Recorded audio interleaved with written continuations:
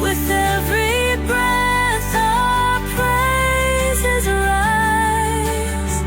Your love, it never fades away. We worship you both night and day.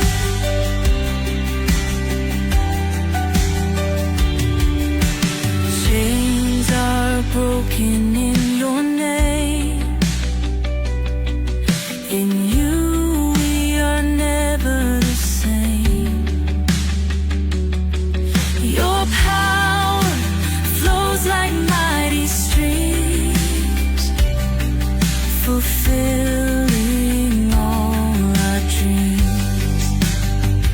We lift you high above the skies. With every breath our praises rise. Your love, it never fades away.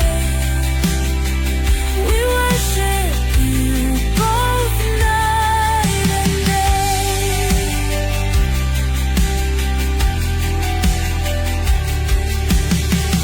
Your name is power, life, and peace. By your word our fears release. You are the hope that fills our soul. In you we find our goal. We lift you high above the skies. With every breath our praises rise. Your love, it never fades away. We worship you both night and day.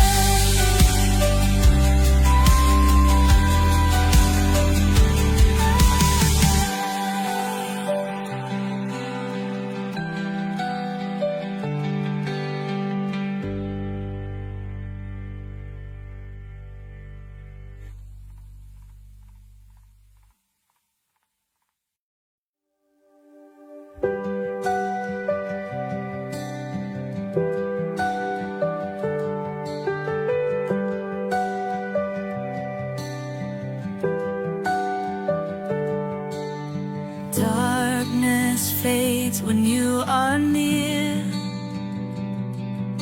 Your light breaks through our deepest fear. You make the broken heart rejoice. In you we find our voice. We lift you high above the skies. With every breath our praises rise. Your love, it never fades away. We worship you both night and day.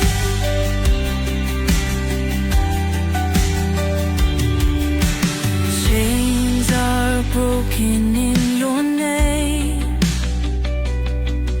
In you we are never the same. Your power flows like mighty streams, fulfilling all our dreams. We lift you high above the skies. With every breath our praises rise. Your love, it never fades away. We worship you both night and day.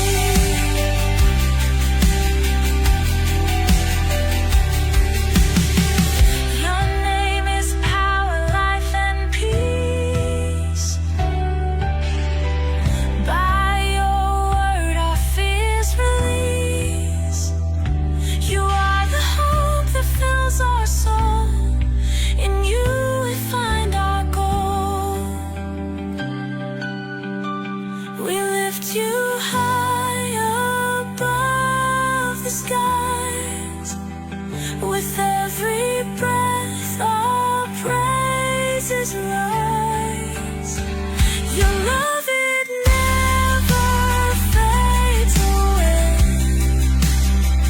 We worship you both night and day.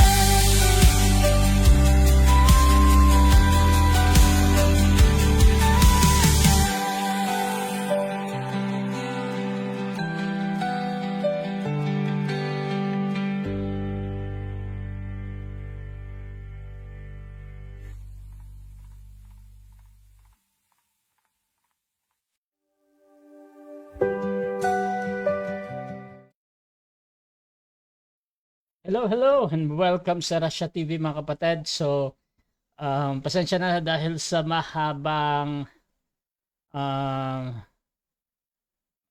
mahabang intro mga kapatid. Hinihintay natin yung ating first speaker dito mga kapatid.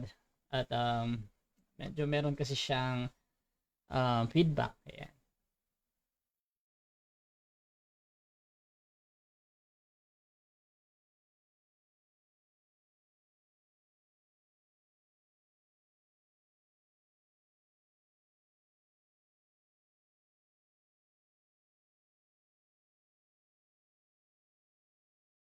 At mga kapatid, again, magandang gabi sa lahat. This is Lasha TV mga kapatid at meron tayong debate na magaganap ngayon between MCGI o ang dating daan versus Roman Catholic Church mga kapatid. Ang topic nila ng pag-uusapan ngayon ay patungkol dito sa sino ang may authority na magtuturo galing sa Diyos. Si Eliseo o ang Catholic Pope mga kapatid. Ayon sa Biblia. Napi-feedback talaga. Oo, nadidinig ko yung boses ko. Hindi mo talaga madidinig yan kasi sa'yo yan. Bali sa amin yan. Madidinig namin yung boses. Yan. Yan. Okay na yan. Okay, so mga kapatid, ang ating topic ngayon, again, sino ang may authority na magturo galing sa Diyos, si Eliseo o ang Catholic Pope ayon sa Biblia. Okay mga kapatid, so sa ating setup ng debate, meron tayong 10 minutes sa presentation, 7 minutes sa pagtatanong, 10 minutes sa rebuttal, 7 minutes sa second cross, at meron tayong 5 minutes na final conclusion. Mauna si negative, mahuhuli si mauna si second speaker, mahuli si first speaker mga kapatid. So ano to, first speaker, second speaker kasi ang paksa nila merong dalawang patutunayan. So, ang isa si Eliseo, yung isa naman yung Santo Papa. Rule number 1 natin mga kapatid, yung 20 seconds na pagsagot. Rule number 2 natin, yung ating close-ended question or categorical. So, meron tayong 20 seconds lang yan. Rule number 3, yung 10 seconds explanation rule natin. Kung wala kayong mapili sa pagpipilian or hindi nyo masagot ng direkta dahil merong problem sa question, pwede kayong gumamit ng 10 seconds. Rule number 4, sagutin ang tanong na naaayon sa tanong. Rule number 5, limit sa first stand. Sa first stand lang kayo, doon lang kayo magtanong sa inilatag ng katunggali. Pero sa rebuttal, pwede nang magtanong kahit na ano. Rule number 6, ang dalawang warning galing sa akin, -1 minute sa time niya. Rule number 7, isang objection lang at isang clarification every question. No objection during final conclusion. Rule number 8, pinagbabawal ko yung panlalait physical, kasama doon yung mga pagmumura na alam natin. Kahit pa sa inyong church ay pinapayagan ito. Rule number 9 mga kapatid, no challenge question. Yung mga tanong na kung mabasa ko or paano kung mabasa ko. Rule number 10, pinapayagan ko kayong magtanong ng mga sensitive na question at personal question. Pero pwede ding tanggihan.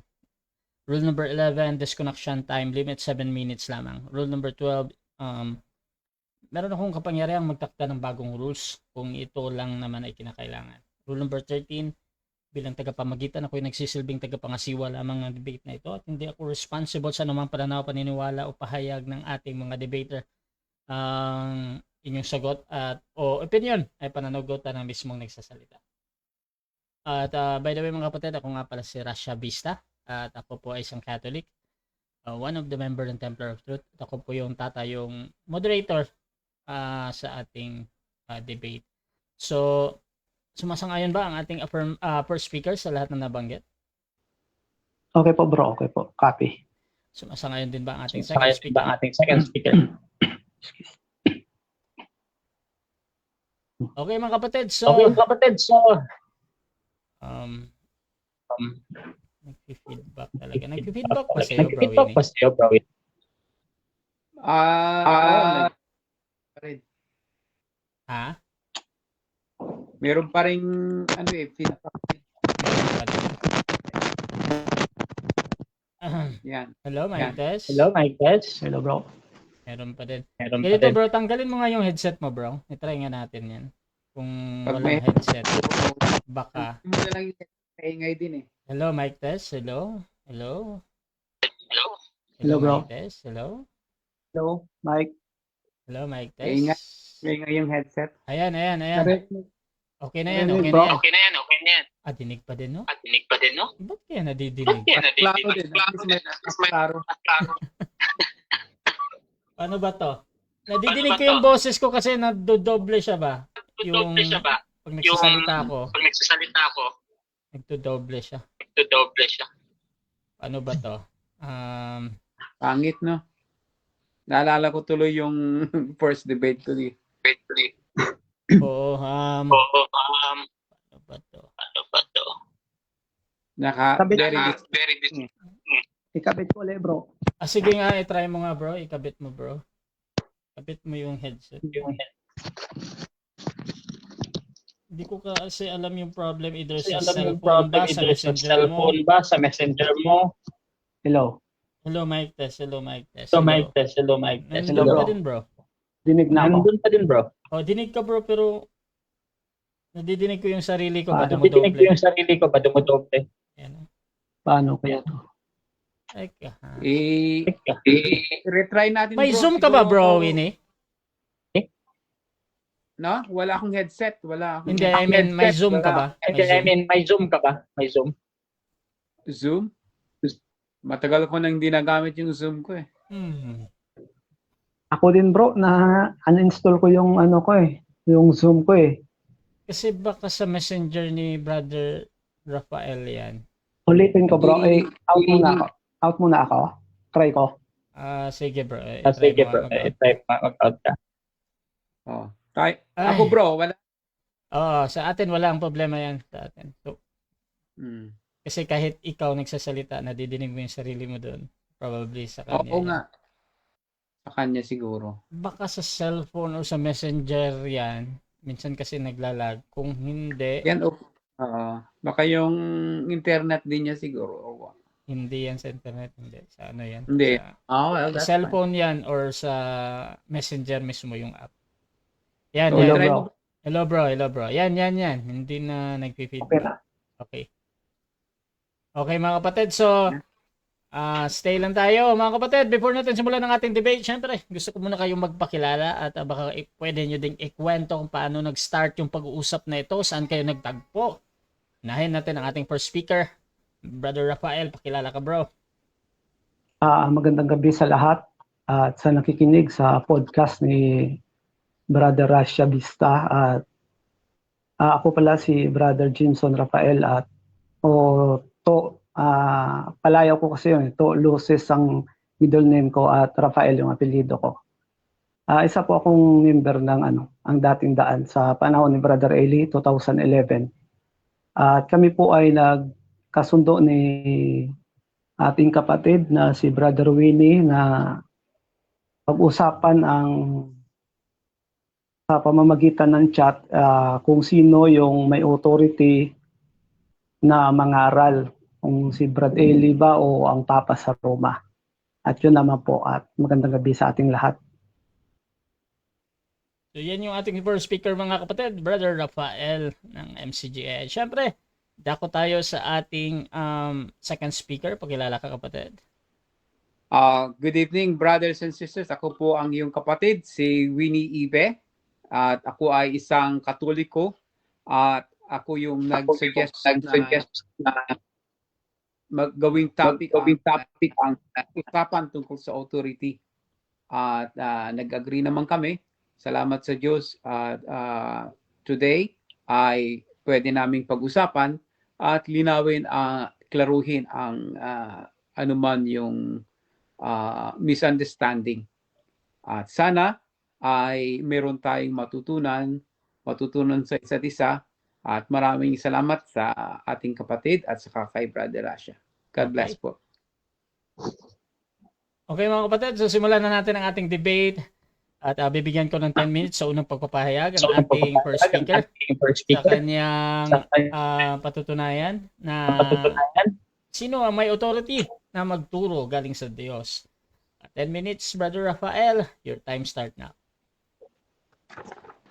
Magandang gabi uli sa ating lahat, anumang araw sa kalagayan ngayon ng mga nakikinig. Ang patutunayan ko sa gabing ito ay kung sino ang may karapatan o authority na magturo ng mga aral ni Kristo sa Biblia.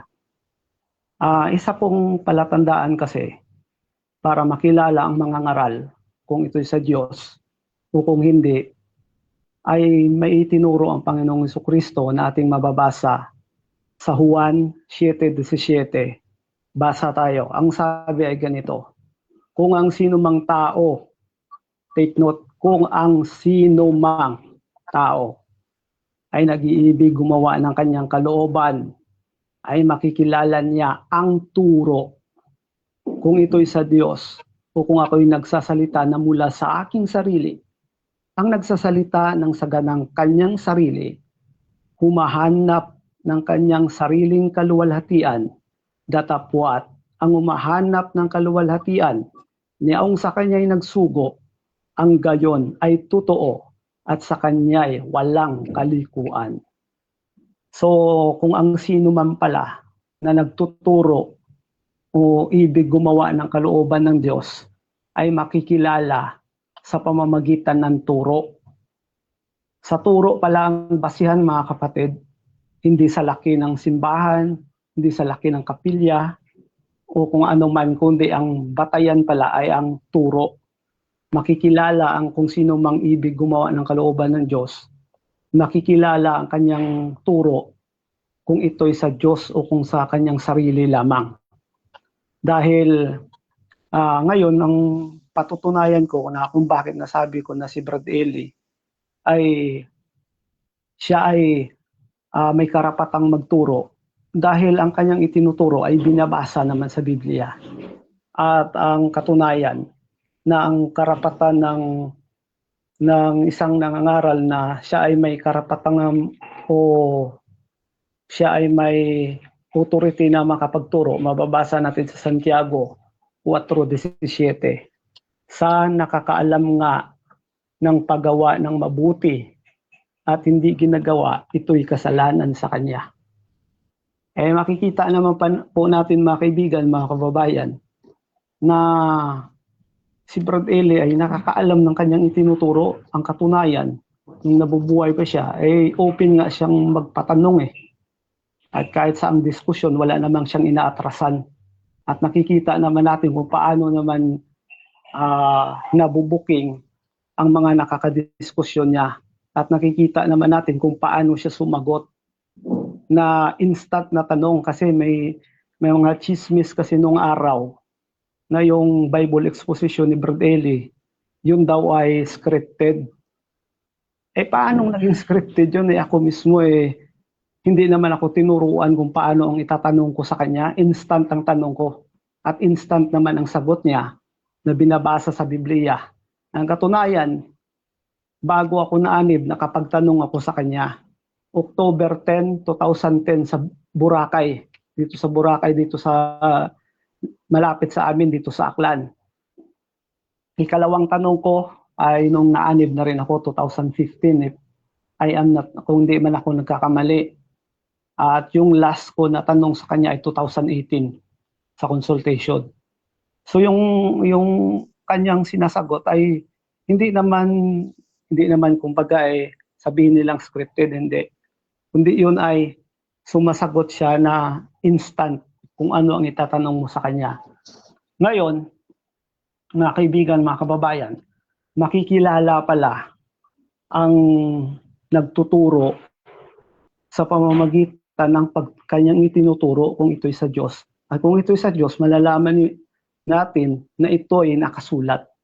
Ang katunayan, makikita natin na itinuro ni Brad Eli nung araw na nung nabubuhay pa siya. At hanggang ngayon ay andyan pa rin ang mga videos na, kanyang mga video na kapag may nagtanong sa kanya, agad-agad ang sinasagot niya yung mga nakasulat sa Biblia. At ang katunayan, isa sa itinuro sa mga laging itinuturo niya, kung may magtatanong sa kanya, kung makikilala mo nga kung ito'y sa Diyos o kung bagay sa kanyang sarili lang, itinuturo rin niya, binabasa niya yung mga tinuturo ng Panginoong Jesucristo at ng mga apostol. Ang katunayan sa 6:7 ng Mateo, babasahin natin. Sabi ng Panginoong Hesus, ganito, "At sa pananalangin ninyo ay huwag ninyong gamitin ang walang kabuluhang paulit-ulit na gaya ng ginagawa ng mga hintil, sapagkat iniisip nilang dahil sa kanilang maraming kasasalita ay didinggin sila." Ayan, mababaw lang yan mga kapatid, di naman siguro mahirap intindihin yon. Malinaw na sinasabi na kung mananalangin ka, huwag kang gagamit ng walang kabuluhang paulit-ulit. Ayan, tanong, itinuturo ba ng Papa sa Roma yan? Na huwag kang manalangin ng paulit-ulit? Ang katunayan, kabaliktaran nga eh. Ang katunayan, kung ang Papa sa Roma ay tumutupad ng kalooban ng Diyos, na kung siya ay bilang sugo o tagapagturo, dapat sinasaway niya yan eh. Ang katunayan, meron kasing mga nagtuturo ng paulit-ulit. Babasahin ko lang The Secret of the Rosary, page 18, by Louis de Montfort, Roman Catholic, author, priest, and confessor.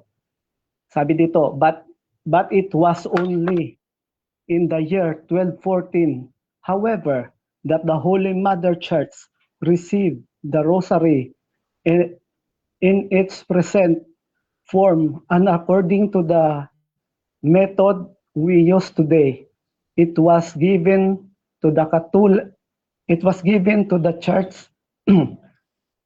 by Saint Dominic, who had received it from the Blessed Virgin as a powerful means converting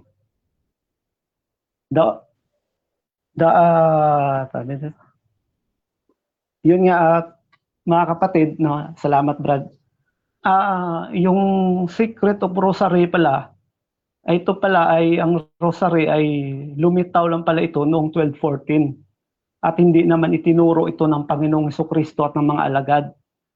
Ngayon, ang sabi ng Panginoong Jesucristo, huwag kang manalangin ng paulit-ulit. Ang ano bang ginagawa ng Rosary? Nabaga noong Maria, napupuno ka ng grasya, ganyan-ganyan, di ba? Huwag naman sana magagalit yung mga kaibigan natin na sa pinanggalingan kong iglesia nung araw. Kasi yan ay, dapat kung alam ng Papa sa Roma na yan ay mali, dapat isinasaway niya, bakit hinahayaan niya na ituro yan na paulit-ulit manalangin? Ikalawa, ano pa? Sabi sa Biblia kasi mga kaibigan, mga kababayan, na kung mananalangin tayo sa Diyos, ang sabi nga sa panalangin na itinuro ng Panginoong Hesus, Ama namin na nasa langit ka, sambahin ang ngalan mo. Ayan.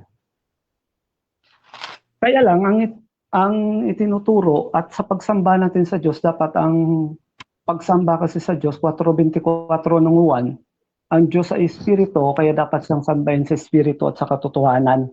Kaya lang, ang itinuturo ng Katoliko na pinangungunahan ng Papa sa Roma, mababasa natin sa Katisismo, page 82, tinagalog ng Predikador, Father Luis de Amezquita, sa pagbangon mo sa banig. Sabi dito, sa pagbangon mo sa banig, ay agad kang manikluhod sa harap ng isang kruko. Okay bro, o isang mahal na larawan, nangyaring mag-antanda, kamuna at saka magdasal ng tatlong ama namin sa Santissima Trinidad. Abay, tinuturo pala dito na pagbangon mo sa banig, agad kang manikluhod sa harap ng krus o isang mahal na larawan. Eh, ang sabi sa Biblia, sa turo ng Panginoong Jesucristo, kapag ikay nananalangin, manalangin kayo ng ganito, Ama namin na sa langit ka, sambahin ang ngalan mo. Hindi sinabi doon, sambahin ang larawan mo. Eh, kontrang-kontra ang tinuturo ng Katoliko eh. Ang katunayan, bawal nga ito na lumuhod sa larawan o mahal na krus. Kahit mabasa pa natin sa aklat ng Katoliko, sa salin ng Katoliko, sa magandang balita salin, Deuteronomio 5:8 hanggang 9, huwag kang gagawa ng Diyos-Diyosang imahin ng anumang nilalang na nasa langit, nasa lupa, o nasa tubig upang sambahin. Huwag mo silang yuyukuran. Okay. Okay, so dyan nagtatapos ang unang pahayag ng ating first speaker. Dako tayo sa first cross ng ating second speaker, Brother Winnie ng Catholic. 7 minutes. Your time start now. Okay. Maraming salamat, no. Una kong tanong, brother, no. Sa Juan 7:17, sino yung nagsasalita doon? Ang Panginoong Jesucristo. So, si Kristo. So, alam mo ba yung konteksto na dito ang mga Hudyo, mga Pariseo ay tinatanong kung saan nagmula ang kanyang aral at ang kanyang otoridad. Alam mo ba yung konteksto? Oo, kung babasahin natin sa 15, Okay. ang sabi, okay bro. Iyon nga, alam ko yon na sabi dito, nang gilalas nga ang mga Hudyo na nagsasabi, paanong nakaalam ang taong ito na mga karunungan gayong hindi naman nangaral kailanman. Sinagot nga sila ni Jesus at sinabi, ang turo ko ay hindi akin, kundi doon sa nagsugo sa akin. Okay. Okay. Maraming salamat. Next question. Pwede bang ipalit si Soriano doon sa teksto, doon sa verse na yon para i-apply na yung autoridad ni Soriano ay kaparehas sa autoridad ni Kristo? Kapatid, ito ang sagot. Si Kristo may sabi nito, hindi ako Sa 17, kung ang sino mang tao ay nag-iibig gumawa ng kanyang kalooban, ay makikilala niya ang turo kung ito'y sa Diyos.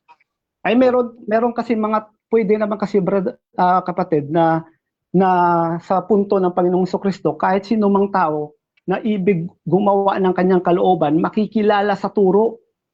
Okay. Take note, sino man Sino man. Sabi.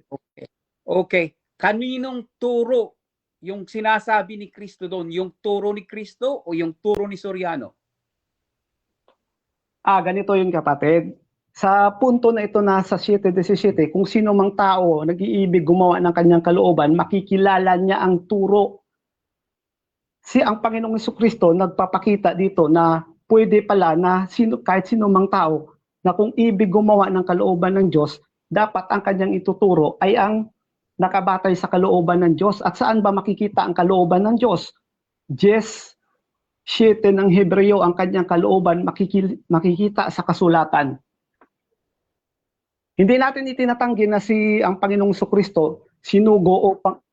Next question. Ibig sabihin, si Soriano ang pinalit mong Kristo. Yes or no? Hindi kapatid. Hindi kapatid, kasi ang Panginoong Jesucristo, take note huwag natin kalilimutan ang sinabi ng Panginoong Jesucristo sa 7:17 na pwede pala kahit na sino mang tao kung ibig gumawa ng kalooban ng Diyos ay dapat mayroon siyang turo na mula sa Diyos at yun ay makikita sa kalooban ng Diyos at ang kalooban ng Diyos makikita sa kasulatan 10:7 ng Hebreo. Okay. since tanggap mo na si Kristo yung nagsasalita dito, then at ipinalit mo si Soriano, na i-apply mo kay Soriano yung text dito na kung siya ay nagsasalita ng totoo o hindi. Then, my question is, pwede bang gamitin din ng sino mang mangangaral yung verse na to na i-apply sa kanyang sarili gaya ng pag-apply ni Soriano sa kanyang sarili dito? Kapatid, ipinapakita Yes or dito no? pwede yon, kaya lang dapat makilala sa turo, dapat nakabatay sa kasulatan. Dahil ang kalooban ng Diyos nasa kasulatan. Okay. Next question. Since si Soriano ay sabi mo siya yung tagapagturo at may otoridad as you claim. Based on history, ayon din kay Soriano na siya ay nakatanggap ng ID mula kay Nicolas Perez. Tinatanggap mo ba na yung pagiging ministro ni Soriano ay natanggap niya kay Nicolas Perez? Ayon mismo kay Soriano. Do you disagree with Soriano on this? Yes Oo, or no? nakatanggap siya ng kumbaga dahil naturuan siya ni kapatid na Perez. Okay, yun na. Yes, bro.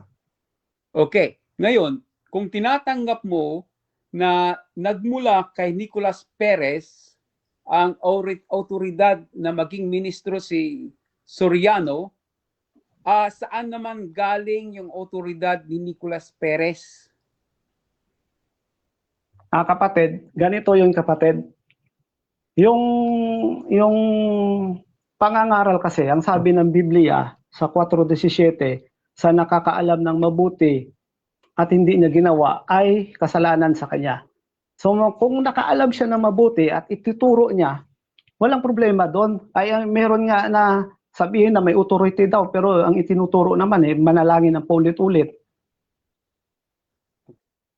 Next question. Si Nicolas Perez na siyang nagtatag ng iglesia daw ng Diyos, at si Soriano, sila ba ay nakatanggap ng otoridad mula kay Kristo para mangaral? Ang sabi ng Biblia, kapatid, ang Diyos hindi nagtatangi ng tao. Mababasa 'yon sa Gawa 10. At sa pamamagitan ng ebanghelyo at sa pamamagitan ng pagkaalam. 'Yon, kapatid. Okay, doon sa Acts 10:15 na binanggit mo, saan doon sinabi na ang pagtawag sa mga hentil ay pagbibigay ng otoridad para magturo? Yun, kapatid. Yun lang yung sabi doon. Okay, so dyan nagtatapos mga kapatid ang unang cross ng second speaker sa ating first speaker, at ako tayo sa kanyang first presentation mga kapatid. Pero bago yan, shoutout muna mga kapatid sa ating nasa live. Ayan, tingnan ko lang ulit yung ating comment box. So shoutout muna mga kapatid kay Darling May, si Bunga, hindi tugma ang sagot ng affirmative sa tanong ng negative. Shoutout din kay Rods Edorio, panalo na Catholic, walang kadala-dala mga sulpot, tatag ng tao. Shoutout din mga kapatid dito kay Altea, si Nicolas Perez na Iglesia ni Manalo ang pumili kay Soriano, may authority daw. Shoutout din kay Anak ng Tao, madaming apps ngayon, basta gamitin sa tama. Jason Gulong, kaya bulaan si Soriano kasi yung turo niya sa mga hula ay kanyang sariling turo at hindi ayon sa turo ng katotohanan. Ang hula na para sa Israel ay inaangkin niya gaya ng Zacarias 8:7. Shoutout din kay Princess Naomi, mas displayed pa nga ang litrato ni Eli kaysa sa imahe ni Hesukristo sa mga MCGI. Shoutout din mga kapatid dito kay Altea, kalooban po ba ng Diyos na tumakas sa krimen at hindi magpahuli? Kasi si Jesus nagpahuli yun. Shoutout din kay Idol Kuya Unity, MCGI, inamin ni Soriano, hindi kayo ang tunay na iglesia. So ang aral ninyo nakiiisa kayo sa Protestant pero sa 10% kanya-kanyang nagtatag ng iglesia at ipahiristo sa sect. At shoutout dito, sabi ni Johanna, kalooban po ba ng Diyos na manggahasa ng lalaki? Shoutout din mga kapatid dito kay Lane Marie Tams. Ang laman ng Holy Rosary ay biblical, buhay ni Kristo at ni Santa Maria. Bakit sabihin na hindi nagturo ay ang kabuuan ng buhay nila?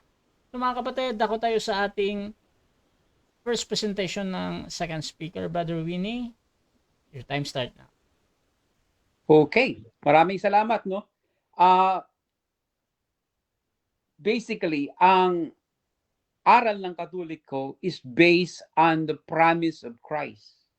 Based on the prophecy mula pa sa Old Testament. Nakaangkla po sa promise at prophecy mula sa Old Testament at gayon din naman sa New Testament. Paano po natin maiangkla ito?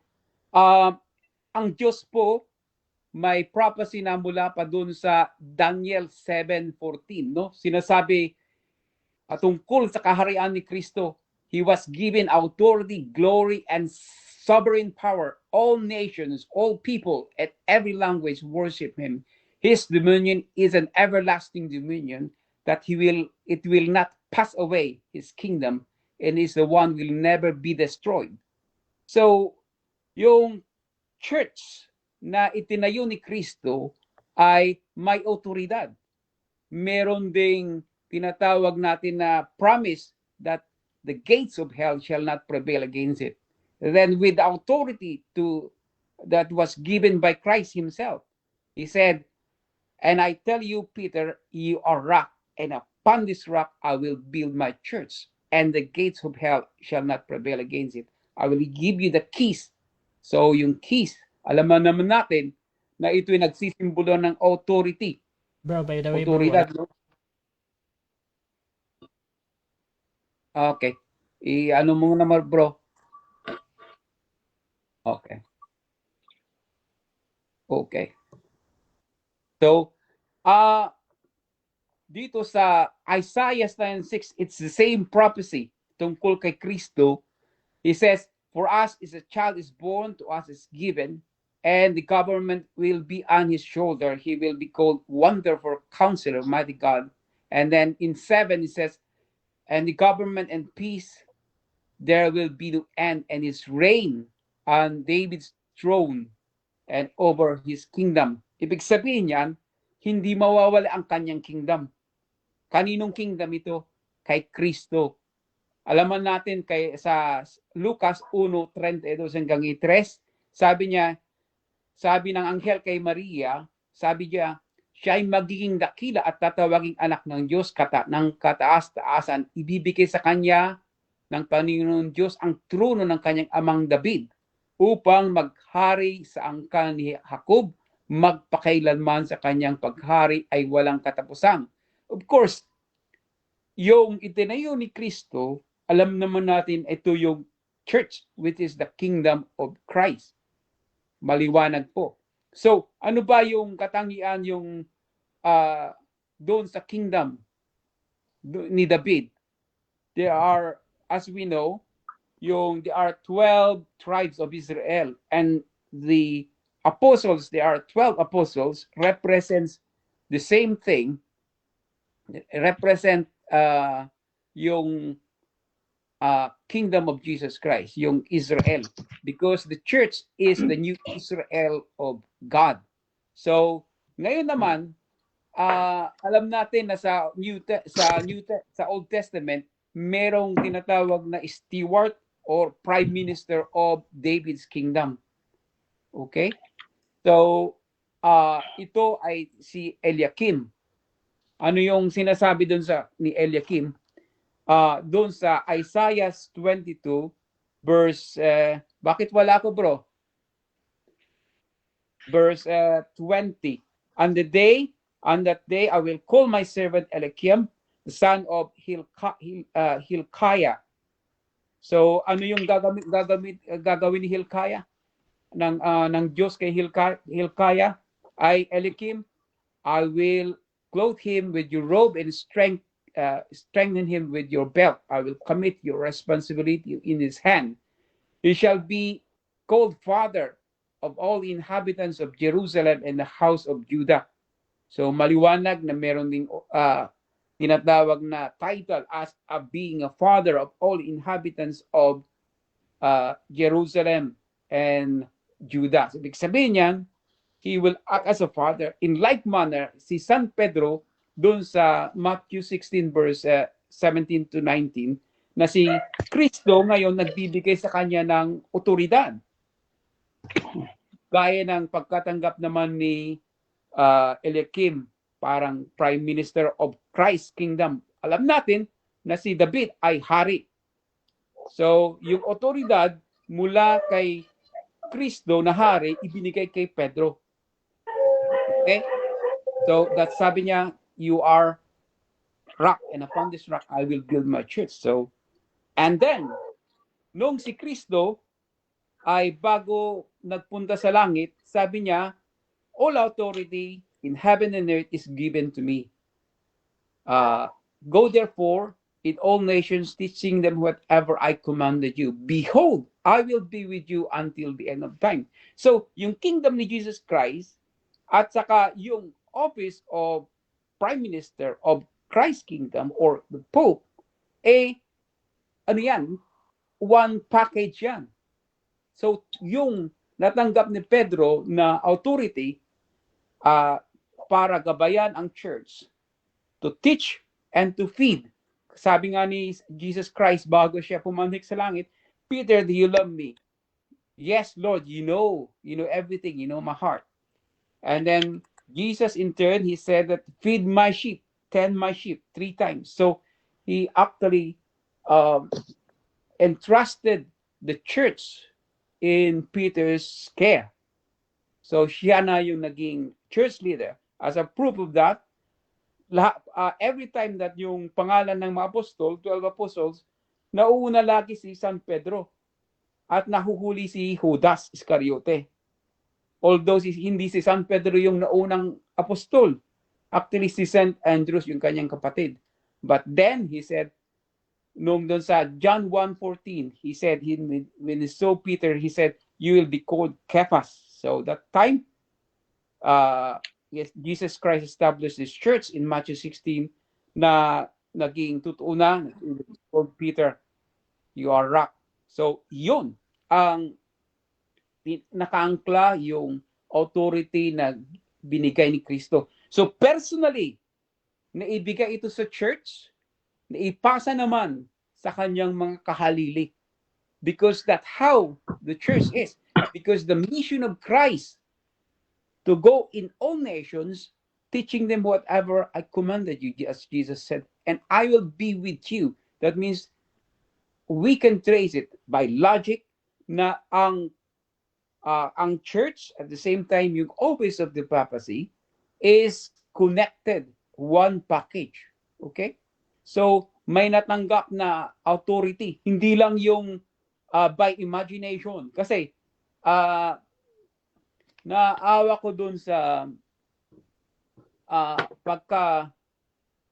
yung pagkabiktima ng ating mga kapatid. Ginamit ni Soriano yung 1:7:17 na sino man daw yung naghanap ng katotohanan, malalaman niya yung totoo. Kaya lang, ang kine-question talaga dito si Kristo. Kine-question ng mga Hudyo. Ang sagot, si Soriano ba at ang Panginoon ay parehas? Pwede bang isok ni Soriano yung kanyang sarili doon sa text para gamitin yon? Hindi. Kasi si Jesus Christ is the way, the truth, and the life. Hindi po si Soriano yung katotohanan. Kung siya yung Kristo mo, then fair enough. Pero magiging false Christ. Kasi the context doon sa John 7:17, there is a question of Christ's authority. Okay? Hindi yung kay Soriano, autoridad ni Soriano, hindi po. Kaya hindi applicable yung paggamit ni Soriano sa Juan 7:17. Okay? Because he is not the truth and the life. Jesus is. Basahin natin dun sa sa 1:17, John 7:17. Okay. Sabi niya, nawala. Sabi niya doon na si Kristo, Okay, I'm speaking. He who speaks in his own authority seeks his own glory, but he who seeks his glory of him who sent him is true, and in him there is no falsehood. Did not Moses give you the way, the law? So ibig sabihin yung teachings, my teaching is not mine. So maliwanag po. Thank you, salamat bro. Okay, dako tayo mga kapatid sa ating first cross ng first speaker. Brother Rafael ng MCGI, your time starts now. Itong una kong tanong, kapatid. Sabi mo kanina na si San Pedro ang unang papa o first pope. Tanong ko sa iyo, categorical, saan mababasa sa Biblia na si San Pedro ay unang papa? Meron bang mababasa o wala? Categorical. Okay. There is no word per word na Salamat. sinabi.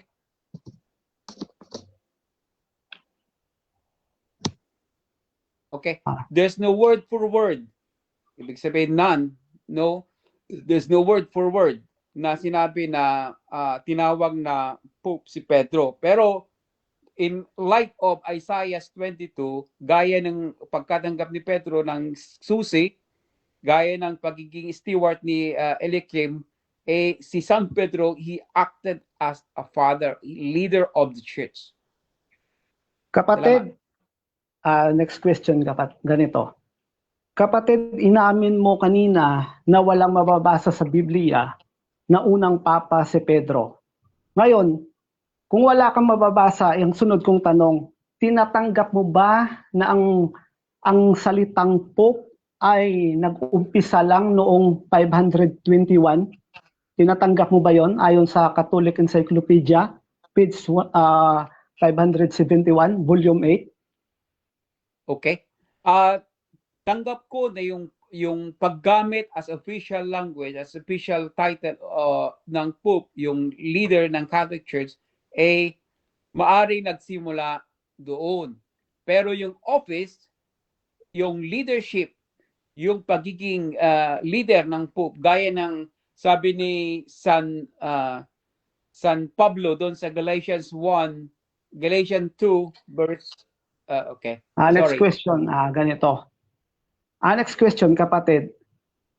Meron ka bang mababasa na mga kapatid noong unang Kristiyano sa Biblia na tinawag si Pedro na papa? Meron o wala? Categorical. Okay. Walang mababasa sa Biblia na tinawag si Pedro na Pope. Kaya lang, meron kang mababasa sa Biblia na sinasabi na chief of the apostles si Pedro at leader of the church. Gaya ng sabi ko, Galatians 2 verse 1 to 2, na si San Pablo mismo nagsabi na elders or leaders. So, ibig sabihin niya na tama, si San Pedro, he acted as the leader of the church. Just like manner, head of the family is the father. Ganon din naman sa church. Kapatid, nga kanina tinanong kita kung merong mababasa na Pope, wala. At wala ring mababasa na may mga kapatid na tumawag na Pope kay Pedro. Sa makatuwid, tama na hindi itinuro na ang salitang Papa ay hindi itinuro sa Biblia, tama? Yung salitang Pope to apply to Peter ay hindi saktong itinuro o kaya yung literally itinuro. Pero yung pagiging Pope o leader ni San Pedro ay maliwanag sa New Testament. yung pangalan niya is laging nauna. Sabi doon na doon sa first is Peter. Doon sa Greek, ibig sabihin niyan is protos means chief or the first. So siya yung leader. Okay. Next question. So tama na 521 lang lumitaw ang Papa at wala sa Biblia. Tama to. Yung salitang Pope at paggamit ng Pope is before that. Pero hindi exclusive sa Santo Papa dati. And then later on, it become the official title, although meron ng tinatawag na leader of the church, which is the Bishop of Rome. Kapatid, ito pa ang sunod kong tanong. Sinabi mo kanina na ang church ay itinayo sa pamamagitan ni Pedro. Tama ba yon? Itinayo ni Kristo ang church. And Peter is said to be the rock that Jesus Christ founded the church. So, ang sunod kong tanong, ano ang tawag sa church na yon na itinayo ng Panginoong Jesucristo? Ang tinawag, ang pagtawag sa church, maraming pinagtawag sa church. The body of Christ, meron ding churches of Christ, meron ding the way, meron ding maraming ways na tinawag sa bride of Christ, meron ding Church of God. Yun. Sunod kong tanong, tinawag bang Katoliko o hindi? Sa Biblia, hindi literal na tinawag na Katoliko. Ang tinawag doon, mayroong prophecy si Jesus Christ that the church will be called house of prayers for all nations. That implies that the church will become Catholic because the church will be proclaimed in all nations based on Matthew 28 verse 18 to 20. All nations. Kapatid, ito ang tanong ko. Sunod. Kung naniniwala ka na si Pedro ang kinikilala mong Papa, ano ang itinuro ni Pedro na pangalan sa church o sa mga tao ng Diyos? Okay. Salamat. Sino man apostol o si Kristo, wala siyang itinuro na pangalan ng iglesia. From Matthew to Revelation, wala. Ito kapatid, sabi mo wala. Babasahin ko, may sinabi si Pedro. Ito, 15:14 ng gawa. Sinaysay na ni Simeon kung paanong dinalaw na ng una ng Diyos ang mga hintil upang kumuha sa kanila ng isang bayan sa kanyang pangalan. Tama ba ito na ang bayan o ang church ay tinatawag sa pangalan ng Diyos? Tama ba ang sinabi ni Pedro? Tama yung sinabi ni Pedro, pero mali yung unawa mo. Tinawag sa kanyang pangalan, ibig sabihin is power. Okay, so dyan nagtatapos mga kapatid ang first stage ng ating debate. So dako tayo sa ating rebuttal, pero bago yan, shoutout kay Princess Narumi. Universal Church is Catholic Church. Idol Kuya Unity, anong wala? Meron na yung mga banal at ipinangalan namin sa aming iglesia. Kayo ang wala dahil wala pang napatunayan sa inyo kahit isa naging banal. So malamang nasa impyerno nagpepestahan. So din kay Pastor Dino Diaz, para bagang sino ang may authority sa kamatis? Isda or kambing? Shoutout din mga kapatid kay Ober Waltz, RCC at MCGI. Same, wala kasi sa mga unsaved. Paano kayo mangaral kung kayo mismo walang katiyakan ng langit? Shoutout din mga kapatid. At dito kay ang anak ng tao, nasa AI na lahat ang impormasyon kaya hindi ka na maliligaw. Shoutout din kay yung naka-Chinese, sabi niya si Nicolas Perez pinili din ba? Shoutout din mga kapatid. Dito kay Jason Gulong, mali iyan na pangangatwiran na si Soriano na ginawa niyang authority kung pahayag na iyan na ang makaalam ng mabuti at hindi ginawa ay kasalanan sa kanya. Shout out din mga kapatid kay Darling May, hindi tugma ang sagot. Ito yung kanina. So mga kapatid, ako tayo sa rebuttal 10 minutes. Brother Rafael ng MCGI. Your time starts now. Ito po mga kapatid, mga kaibigan, mga kababayan. Narinig naman ninyo kung paano naging inconsistent ang sagot ng ating kabilang panig, no?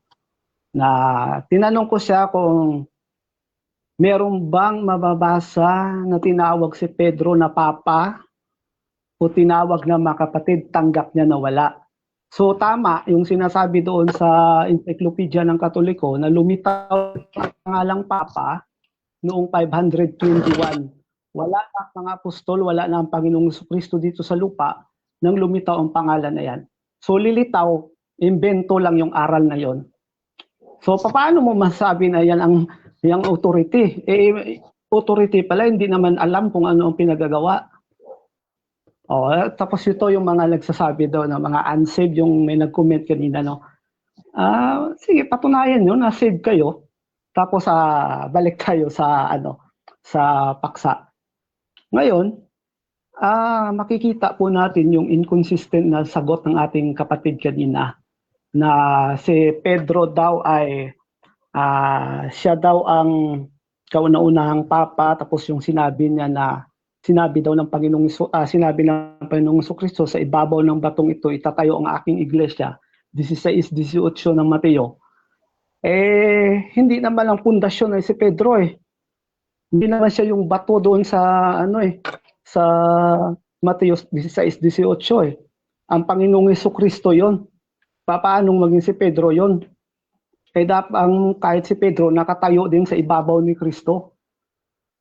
At kahit si Pedro, alam ni Pedro na kung sino ang pangulong bato. At hindi siya 'yon, ang Panginoong Jesucristo 'yon. Ngayon,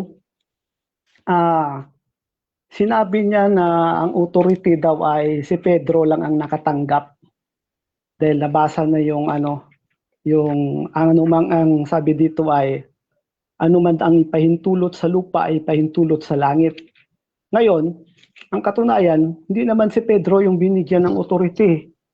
Basahin natin ang 18 ng Mateo 18. Katotohanan sinasabi ko sa inyo, sabi ni Kristo, na ang lahat ng mga bagay na inyong talian sa lupa ay tatalian sa langit, at ang lahat ng mga bagay na inyong kalagan sa lupa ay kakalagan sa langit. So malinaw na hindi lang naman si Pedro ang binigyan ng authority, maging ang ibang mga apostol din. Kaya lang, binigyan nila ng maling pakahulugan si San Pedro. Si Pedro rin alam ni Pedro na ang tawag nga sa kanya ni Santiago ay Simeon. Ang tawag ni Pablo sa kanya ay Cephas. Wala naman tinawag si Pablo at si Santiago ang ibang mga alagad na Papa Pedro. Walang ganun. Invento lang yun mga kapatid. Huwag naman sana magagalit itong mga fanatics ng kabilang panig, no? Ang katotohanan lamang ating pinag-uusapan, walang mababasa, kaya nga hindi niya kayang tindigan yun pa lang hirap na siya na sagutin ngayon, tinanong ko siya na ang tanong ko ay ganito: kung si Pedro ang kinikilala mong papa, hindi lang natuloy kanina Kung si Pedro ang kinikilala mong papa, may itinuro ba si Pedro na pangalan na tawag sa mga tao ng Diyos o sa bayan ng Diyos o sa iglesia? Wala. Kaso lang naputol lang. Ang mababasa natin dito sa 15 ng Gawa, sabi dito, babasahin natin para klaro. Ang sabi dito, kinaysay na ni Simeon kung paanong dinalaw na ng una ng Diyos ang mga hintil upang kumuha sa kanila ng isang bayan sa kanyang pangalan. Noon pa, panahon pa ng mga propeta, ang sa Diyos ay tinatawag sa pangalan ng Diyos. Si Pedro malinaw sinasabi, kaya nga sabi ni Pedro doon sa sulat niya sa unang Pedro 2, 7, sabi niya, ay ganito ang kanyang pagkasabi. Datapwat kayo isang lahing hirang, 2:9 hanggang 10. Datapwat kayo isang lahing hirang, isang makaharing pagkasaserdote, bansang banal, bayang pag-aaring sarili ng Diyos, upang inyong ipahayag ang mga karangalan niya ang tumawag sa inyo mula sa kadiliman hanggang sa kanyang kagilagilalas na kaliwanagan. Na nang nakaraang panahon na hindi bayan, datapwat ngayon bayan ng Diyos. Ang bayan ng Diyos kasi sinonimo yun ng iglesia ng Diyos. Ang katunayan, basahin natin Apokalipsis 5:9, basa, ganito ang nakasulat. At sila'y nangag-aawitan ng isang bagong awit na nagsasabi, ikaw ang karapat-dapat na kumuha ng aklat at magbukas ng mga tatak nito, sapagkat ikaw ay pinatay at binili mo sa Diyos ng iyong dugo ang mga tao sa bawat angkan at wika at bayan at bansa. Yun pala. Yung bayan pala na yun na tinatawag bayan ng Diyos, ang kasinonimo pala noon, yun ay binili ni Kristo sa Diyos ng kanyang dugo. Ano yun? 20:28, basa. Ang pagkasabi dito ay ganito, ingatan ninyo ang buong kawan, na sa kanila ay ginawa kayo ng Espiritu Santo na mga obispo, upang pakanin ninyo ang iglesia ng Diyos na binili niya ng kanyang sariling dugo. Kaya si Pedro nagtuturo na ang pangalan na kung saan ay kung ang Diyos ang may-ari, ay natural nakapangalan sa Diyos yun. Iglesia, halimbawa, iglesia ng Diyos, tao ng Diyos, anghel ng Diyos. Di ba? Siyempre, nakapangalan sa kanya. Malinaw naman kung kinikilala mo si Pedro na papa nyo, dapat tinatanggap mo yung sinasabi niya na ang Diyos kumuha ng pangalan ng bayan sa pamamagitan ng kanyang pangalan. Panahon pa ni Isaias, ang sa Diyos tinatawag sa pangalan ng Diyos. Panahon ni Daniel 9:19, tinatawag sa kanyang pangalan. Parang ganito lang yan para maintindihan nyo mga kaibigan, mga kababayan. Ang anak ni Rufo at ang asawa ni Rufo, ang bahay ni Rufo, ang lupa ni Rufo, tinatawag sa kanyang pangalan. Ang asawa ni Rufo, ang anak ni Rufo. Biro mo ang asawa pala ni Rufo at anak niya, tatawagin mo na asawa ni Delphine. Abay, hindi maganda implikasyon yun. Natural na kapag sino may-ari, nakapangalan sa kanya. Anong ibig sabihin? Bakit mo tatawagin sa pangalan ng Roma ang iglesia nyo kung nagtitiwala kayo kay Pedro na siya leader nyo?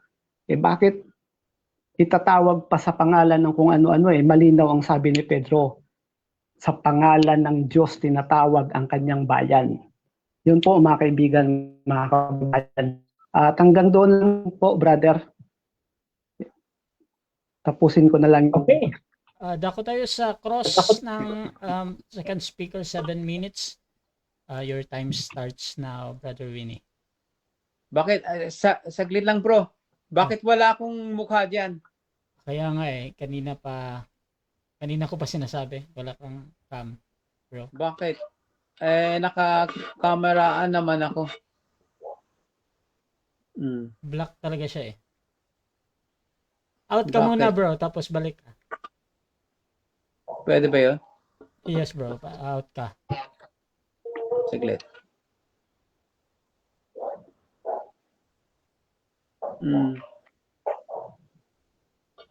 And call ka muna tapos tawagan kita ulit. Okay. Saglit bro.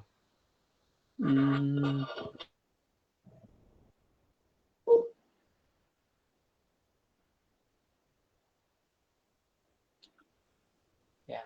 Yun. Okay bro, proceed.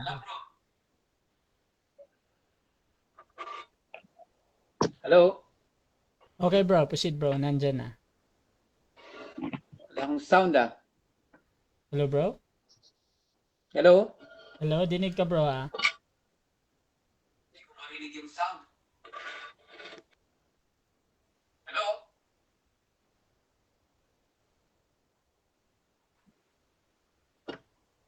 Wala akong sound ah. Dinig ka bro, Winnie ha. Dinig ka, nadidinig ko bro, nadidinig ko.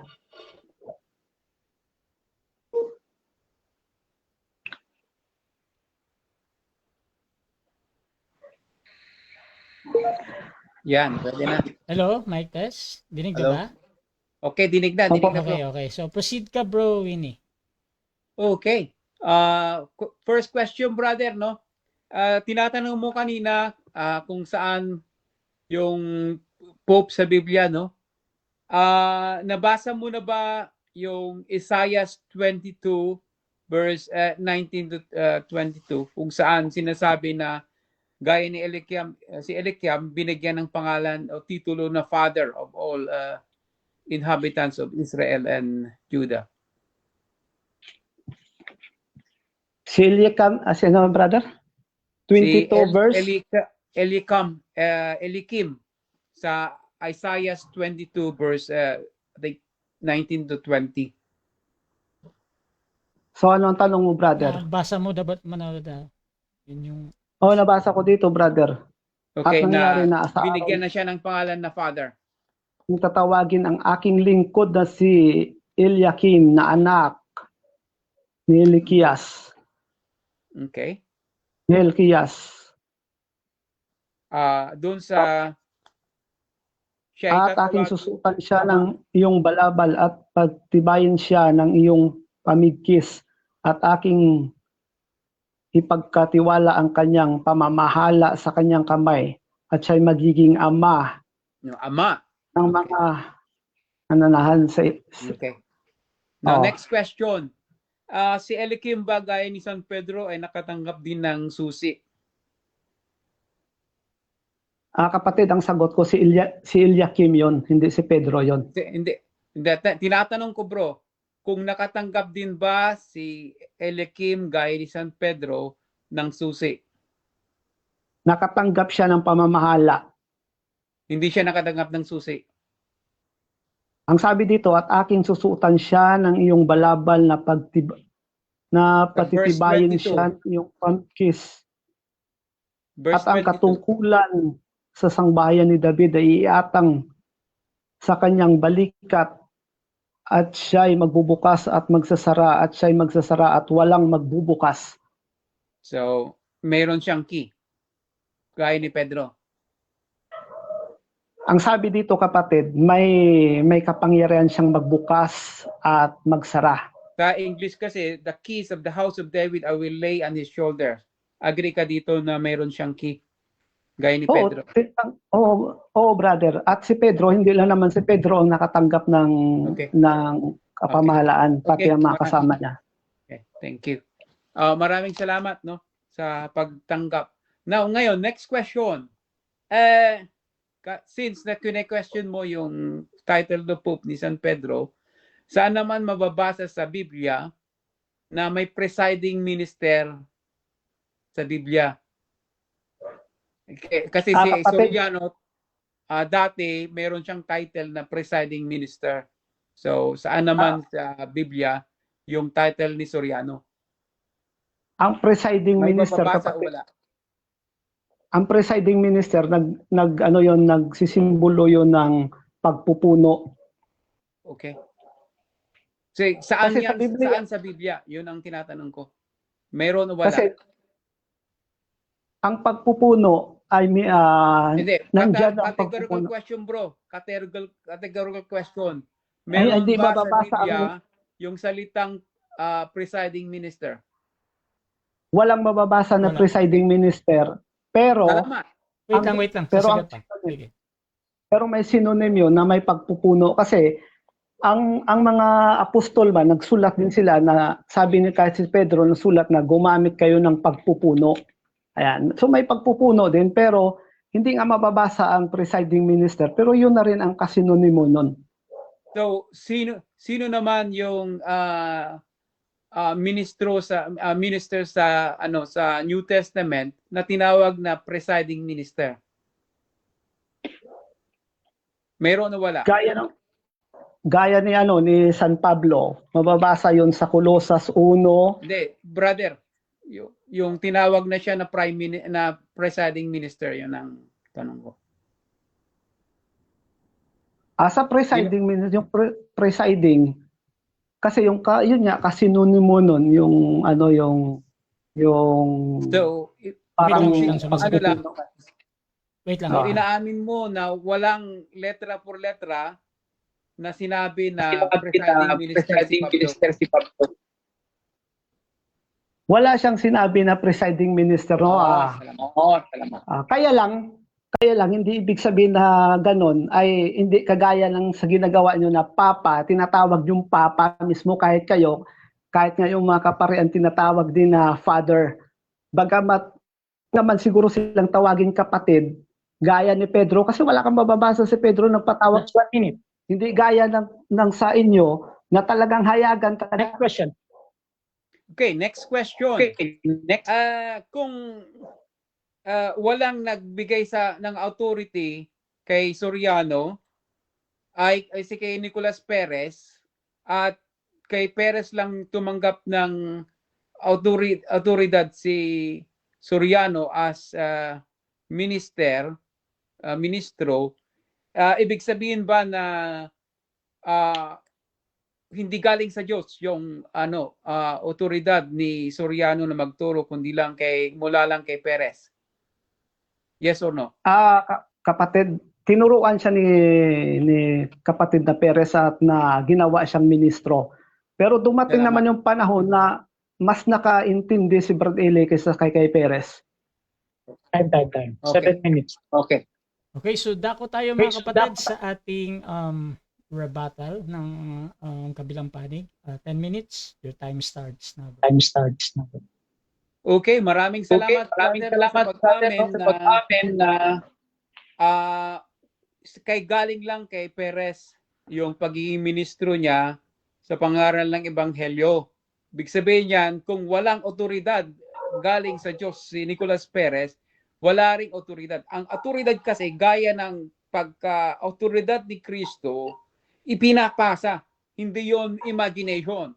Hindi yung claim lang sa sarili na I have authority to teach kasi nakapagbasa ako ng Biblia. Take note, lahat ng mga protestanta na pastor gumagamit ng Biblia. Pero hindi galing sa Diyos ang kanilang otoridad na mangaral. So, ganun din naman si Soriano, appointed lang. Okay? O kaya galing lang kay Nicolas Perez yung authority. Si Nicolas Perez wala naman kasi galing siya sa iglesia ni I think si Teophilo Ora na dating ministro ng iglesia ni Cristo. So if you want to claim authority, doon galing yung otoridad ng kung saan root, kung yung family tree nyo, galing kay Felix Manalo, galing naman sa SDA, yung SDA galing naman sa ibang protestante, yun ang ugat ng autoridad, hindi galing sa iglesia na itinayo ni Kristo. Ngayon, yung pinagsasabi mong pangalan, wala namang requirements doon sa New Testament na magbigay ng proper name sa church. Walang registration, parang beer sana is lahat beer. Walang ganun na San Miguel or ano. Wala pong registration noon nung una kaya hindi requirement yung pangalan. When we say Church of God, Church of the Firstborn, yun, katawagan mga yun, the way. So, Churches of Christ, mga pinantawag. But walang kasi minanan nyo lang yung name game mula sa Iglesia ni Cristo na kung sila daw yung nasusulat, kayo din nasusulat, hindi. Ang itinayo ni Cristo, maliwanag na mayroong leadership which is very evident in the early church. Si Pedro ang in behalf of Peter, kumisan Peter and the apostles, yan ang pagkasabi. Then si San Pedro yung unang nag-preach, and he was able to convert 3,000 on that day, on the day of Pentecost. Now, going back sa ginamit mo kanina na yung sa Acts 20 verse 28, sinasabi kasi doon na may Church of God doon. Now, ang question diyan dito, before na namatay lahat ng mga apostol, sila ay they consecrated bishop. They made them bishop, just like yung succession bishops, kasi alam nila at some point mamamatay sila. So ganito yung sinasabi dito, take heed of yourself and all the flock which the Holy Spirit has made you guardians or overseer. Sa Greek, episkopos, which is the root term, yung original term ng bishop, which the Holy Spirit to feed the church of the Lord, which He obtained with His own blood. Ibig sabihin niya na pinagkatiwala at pinili sila yung maobispo para pakainin to feed the sheep. Now, the Pope himself is a bishop of Rome. So, sila ay nakatanggap ng authority na magpakainin to feed the sheep, to guard the sheep, to guard the flock. Si Soriano, saan niya nakuha? Sa Apalit, Pampanga? Diba? Paano yan? Kay Nicolas Perez lang yung Nicolas Perez hindi naman nakatanggap wala nang sa Biblia na Nicolas Perez, tumanggap ka rin ng Holy Spirit at pinagkatiwala sa iyo yung iglesia. Hindi ganon. Dito maliwanag, there were bishop who received authority to feed the sheep. That means to teach. So maliwanag. So alam natin doon sa Romans 16:20 na hindi mawawala ang church. Kasi yung promise ni Jesus Christ, as repeated again, Saint Paul said that will not be in long time, hindi na magtatagal, that the God of peace will crush Satan under your feet. Ibig sabihin niyan na yung church ay hindi mawawala. He will become victorious even in the face of persecution, even in the face of power of the Roman Empire. Kasi the church suffered tremendous suffering in the first 300 years until such time na naging Kristiyano si Constantine. Then later on, the church spread, kumbaga, through the Empire of Rome, kasi it's maganda yung ways going to all different places, tawag dito, spread ang church. Kaya naman, sabi ni San Pablo sa Romans 1:7-8, na narinig nila yung paniniwala ng mga Roman church, Roman people, your faith has been heralded throughout the world, to all nations. Sa Greek, his pistis humon, sabi ni San Pablo, angelikatai and hulo to kosmo. So maliwanag po yun na the faith is already spread throughout all the known world. So that's why later on, to differentiate yung mga kulto-kulto, yung mga sekta-sekta, dun in contrast dun sa itinayo ni Kristo na ipinalaganap ng mga apostol, tinawag na Catholic Church. Kasi ito lang yung nag-spread because there's the power of the Holy Spirit, that the aim of the gospel is to be preached into all nations para maligtas ang karamihan or all people if possible. So, maliwanag na yung scope ng church mission, gaya din, yung scope na yan is siyempre kasama yung structure ng church, having a pope, having a leader, magtatagal. The scope is go in all nations, that is Catholic, all nations. And yung scope nito hindi nag-expire until the end of time. Yun ang sabi ni Kristo. Maliwanag na ito ay sinasamahan ni Kristo at sinend niya pa yung Holy Spirit according to John 16:13. I will send the Holy Spirit and He will guide you into all truth. I will lead you into all truth, sabi ng Panginoon. Ibig sabihin niya na yung doktrina ng Iglesia Katolika ay totoo at dalisay. Siyempre, yung mga anti-Katoliko, they have this misreading and misinterpretation of it. Gaya ng sinasabi ng brother kanina doon sa Matthew 6 verse 7 na bawal daw yung paulit-ulit. Ang bawal doon is to repeat what is vain. Hindi yung repetition ang mismong mali. Kasi even Jesus Christ repeated himself when he prayed to the Father. Doon bago siya namatay, bago siya hinuli para mamatay, he went to pray 3 times saying the same word. Sabi nga doon sa text. So, yung pag-ulit-ulit is not something na mali. Ang mali, pag yung pangit, inulit-ulit mo, it means nothing. Okay? God bless po. Brad, ilang minutes na? Tapos na? Okay. Yan ang sinasabi ko. When you misinterpret the Bible, the scriptures, then you are spewing lies. Gaya yung ginagawa ni Soriano. So, yung tinatawag na vain repetition, parang ng don't babble, just like yung babble kasi, yun yung ginagawa ng mga pagano.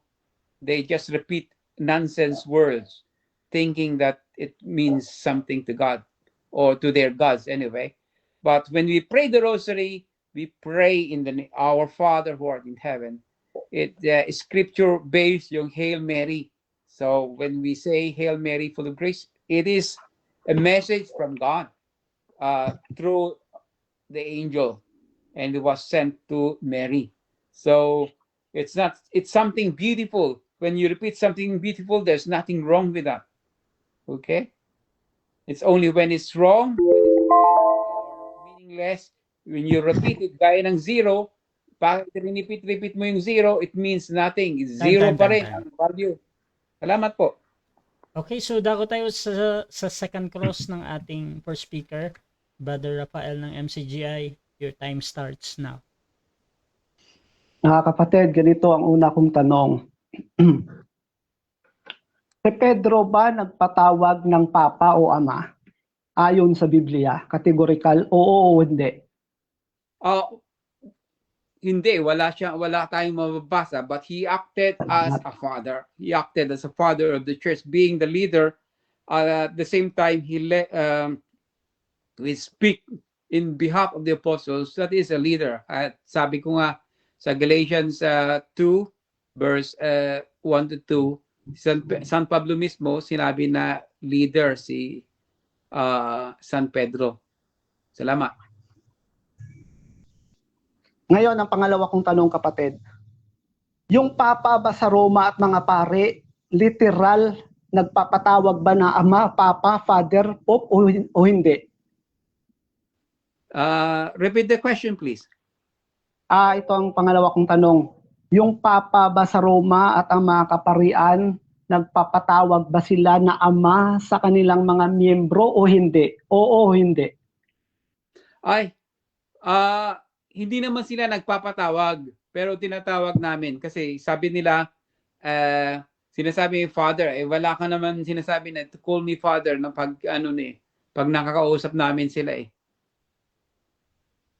So yung Pope ba, dapat kung ang Pope ay nakaintindi at may unawa sa Biblia, dapat isinasaway niya yung mga miyembro niya na huwag siyang patawag na Ama. Kasi kung kinikilala niyo si Pedro na first Pope o Ama, ay hindi nga siya nagpatawag, dapat hindi rin kayo magpapatawag ng Father. Ay ang tanong ko sa inyo, pumapayag ba ang mga pare na tawagin silang Papa o Father o hindi?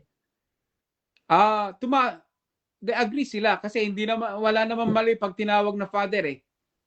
Kasi sabi nga ni San Pedro, though you have many teachers, I have become your father through the gospel. Maliwanag na si San Pablo, tinawag niya yung kanyang sarili na father. Okay? So nagpatawag ba si Pablo na father o hindi? Siya itinawag niya yung sa kanyang sarili na I have become your father, gaya naman ng pagtawag ng kay Abraham na spiritual father or Father Abraham. So there's nothing wrong with the title father. Hindi yon ang tanong ko, kapatid. Ang tanong ko, pumayag ba si Pablo na magpatawag na father o hindi? Wala tayong mababasa na hindi siya pumayag.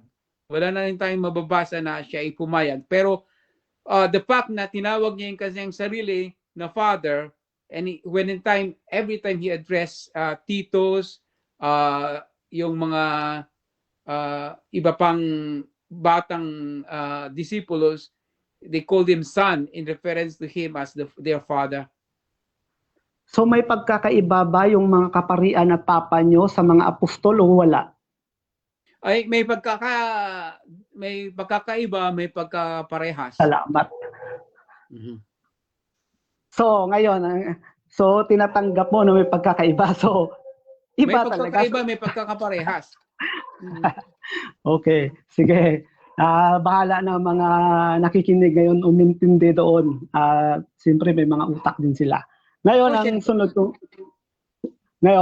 ang tanong ko, sunod. Sabi mo kanina kapatid, ay hindi naman ipinapangalan o sabi mo something gano'n yung hindi naman batayan ang pangalan para itawag sa church. Tama ba yon? Ang sabi ko, walang ibinigay na pangalan sa church. Pero may mapinantawag, pero hindi siya yung tinatawag na proper noun. So, for example, yung anak ko tinatawag na Michael. Yun ang proper name niya. Pero, hindi siya tinawag na anak ni Winnie, hindi yung proper noun. Ito ang sunod kong tanong, kapatid.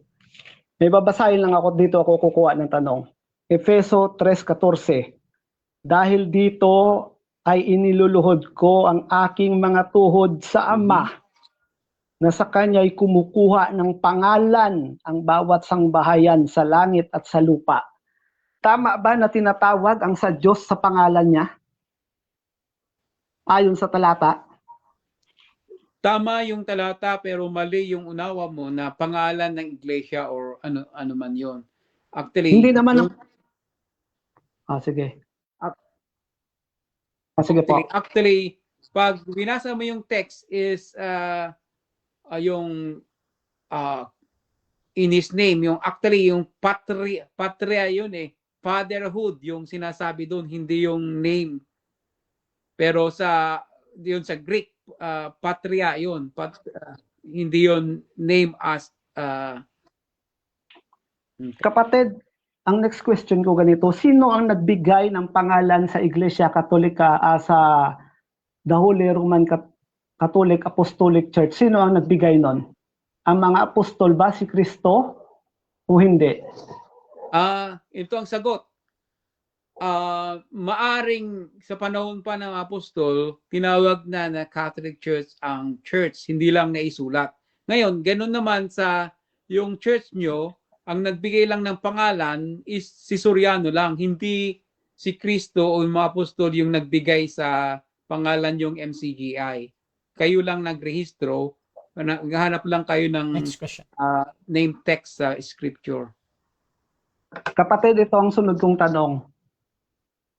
Tama ba itong sinasabi ng Discourses on the Apostles' Creed, page 191, nasabi dito, in 1870 at the Vatican Council, the name Roman Catholic Church was proposed but it was rejected. Tama ba ito na na-reject ang pangalan na RCC noong unang panahon? Oh, tama. It was rejected because that was 1870. That is in that is in the First Vatican Council. So there was no single canon or dun sa official canon ng Vatican I na tinanggap yung Time. pangalan na Roman Catholic Church. Okay, so dyan nagtatapos ang second stage ng ating debate. Dako tayo sa final conclusion at mauna dito si Brother Winnie sa ating topic na sino ang may authority na magturo galing sa Diyos. Si Eli Soriano o ang Catholic Pope. Brother Winnie, 5 minutes, final Okay. conclusion. Salamat, brother, no? Beren natin. Ang ating kaibigan ay walang napatunayan tungkol sa claim for the authority of Eli Soriano. Ginamit nga niya yung 7:17 na as if si Soriano yung nagiging Kristo niya, which is misuse of scriptures. Kasi ang doon, kine-question si Kristo kung siya yung tinatawag na saan galing yung kanyang autoridad. Saan galing yung autoridad ni Soriano? Kay Nicolas Perez lang, hindi sa Diyos. Okay? Maliwanag. At kine-question niya, which is yung title, not the actual office, na yung Pope. Kung titignan natin kung saan galing yung idea, tinawag na Pope, is rooted in Scripture sa Old Testament. Na doon sa Isaiah 22 verse 20 wherein Eliakim was called father. So meron din siyang susi. So maliwanag na yung pagiging steward siya yung naging prime minister ng Kingdom of David, si Eliakim. Ganun naman si San Pedro, siya yung leader. Kaya nga aminado si San Pablo na siya ay leader. Kaya tinawag na Kephas o Cephas or Cephas kasi siya yung ginawa na head of the apostles at kung saan itinayo ni Kristo yung church at yung authority na yon ay ipinasa sa Pope, yung Bishop of Rome. So maliwanag po. At tinitingnan natin ang mga tinitira niya, which is hindi naman related sa topic na yung yung paulit-ulit, yung rebulto, at very superficial yung sinasabi niya na yung pangalan ng iglesia, which is it's out of the topic, no? At ang maliwanag lang, klaro, historically, even secular history, even encyclopedias, they agree that historically the Catholic Church is the church founded by Christ. So, makikita, apparently, even in everything, na yung history, yung church ay talagang sakto sa sinabi ni Kristo na the gates of hell shall not prevail against it, because yung vision ng church is from the time when Jesus Christ established, and it has to be until His second coming. So, ano yung church na nag-exist from the first century up to now? It's only the Catholic Church, nothing else. Kung yung kay Soriano sana yung trutoong church, di sana yung first century na parang wala na, tapos sila lang. So it doesn't fit with the idea of the kingdom that was established by Christ. Wali. Kasi sabi ni Kristo sa Acts 1:7 na from Jerusalem to Samaria and all to the ends of the world. So maliwanag po na yun ang sistema, yun ang tawag dito, framework wherein His church is from Jerusalem and up to now. So klarong-klaro, it fits well with the idea of salvation. Kasi it has to be everywhere in all nations. Kay Soriano, saka lang nung 1980s. So, what is that to tell you?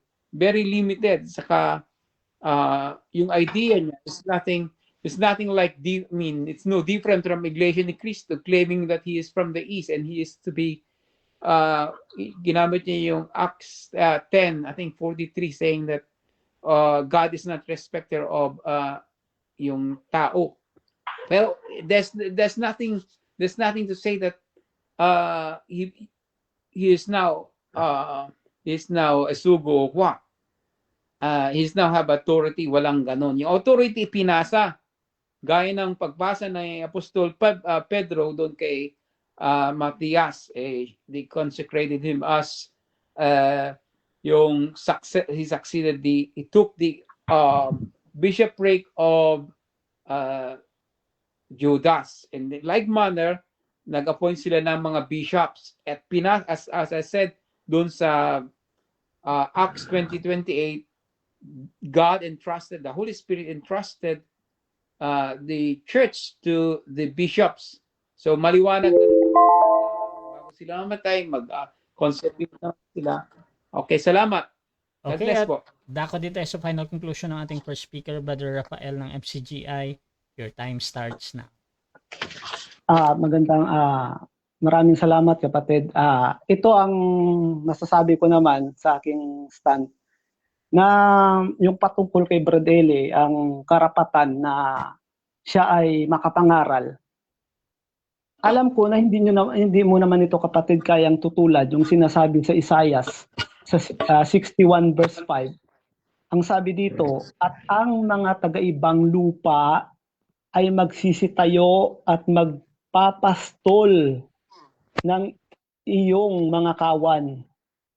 At ang mga taga-ibang lupa ay magiging inyong mga mang-aararo at mang-uubasan. So ibig sabihin, ang Diyos pala pwede rin palang magbigay ng karapatan ng pagpapastol kahit sa taga-ibang lupa sa kanyang kawan.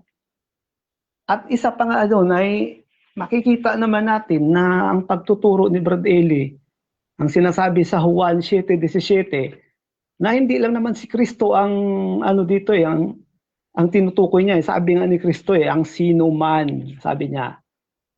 Sabi din ni Kristo, kung ang sino mang tao ay nag-iibig gumawa ng kanyang kalooban, ay makikilala niya ang turo. Sa turo makikilala ang Papa sa Roma. Nakita nyo naman kanina mga kaibigan, mga kababayan, mga nakikinig sa debating ito. Nakita nyo naman yung pagiging inconsistent ng ating kapatid sa kanyang mga sagot. Tanggap niya na yung mga apostol at ang mga papa ng Iglesia Katolika at mga kaparian may pagkakaiba. Kasi ang mga papa at ang mga kaparian nagpapatawag talaga na amay. Yung mga apostol hindi naman nagpatawag na amay. Tanggap naman niya yun kanina nung sa cross-examine ko sa kanya. Tanggap niya yun na walang mababasa na nagpatawag ang mga apostol na ama. O, paano mo ngayon masasabi na may karapatang magturo ang mga kaparian at ang papa? Inconsistent nga kapatid ang sagot mo.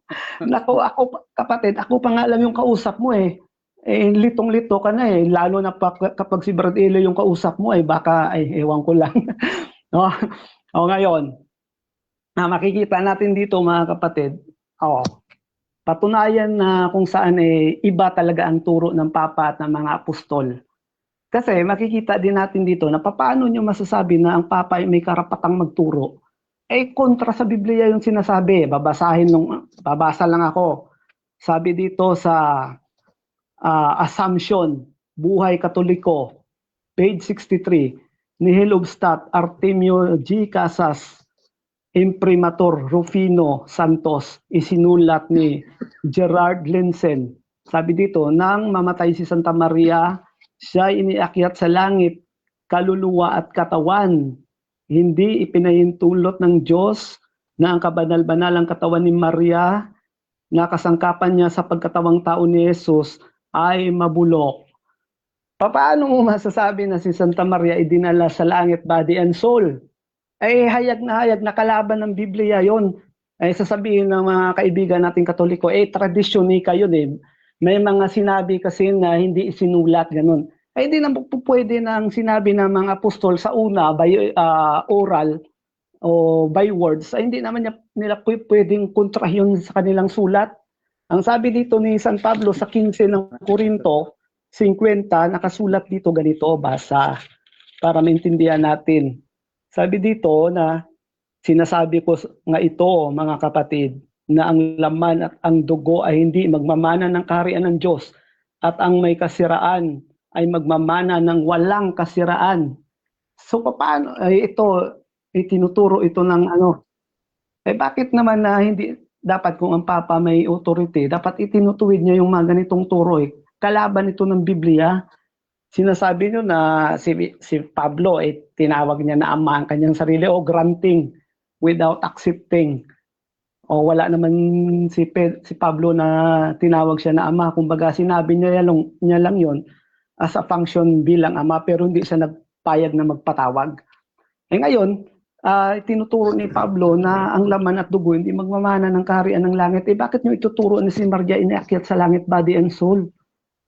Ay sabihin nila tradisyon daw kasi ganito, ay bibigay lang ako ng isang talata na yung mga sinabi ng mga apostol sa una ay hindi nila kinontra ng kanilang sulat. 5 ng Galacia 21. Sabi dito, sabi ni Pablo,